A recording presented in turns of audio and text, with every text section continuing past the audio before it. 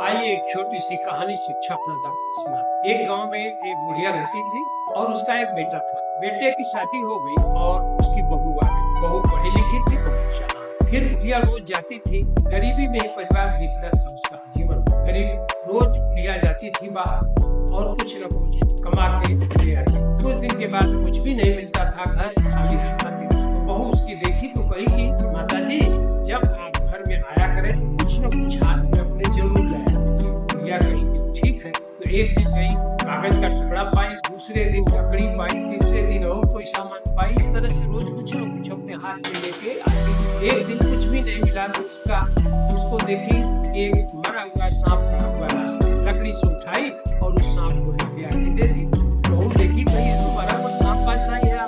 नहीं बेटा, रास्ते में कुछ नहीं मिला, यही मरा हुआ सांप दिखाई दिया, इसको मैं उठा ले आई। और क्या करती? तो बहू उसकी प्यार की लकड़ी से फिर सांप को उठाई और अपने कपड़े फेंक दी। थोड़ी देर बाद देखती है उधर से चील अपने चोंच में एक हार लेके आ रही है।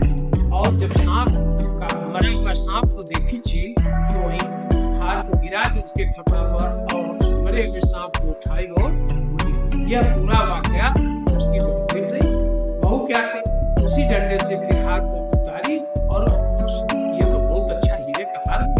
दूसरे दिन क्या था कि राजा के दरबार में ये घोषणा कर दी गई कि रानी का हार कहीं चोरी हो गया, गिर गया। उसको जो खोज के लाएगा उसको ढेर सारा धन दिया जाएगा, इनाम। बहू भी सुनी।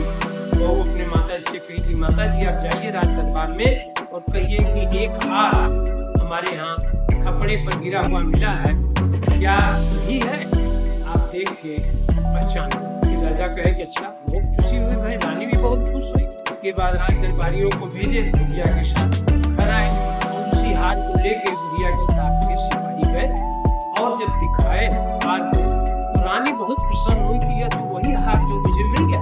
राजा अपने राजकोष से बहुत सारा धन देने की घोषणा कर दी है और बुढ़िया को बहुत सारा धन देकर सिपाहियों के साथ भेजे।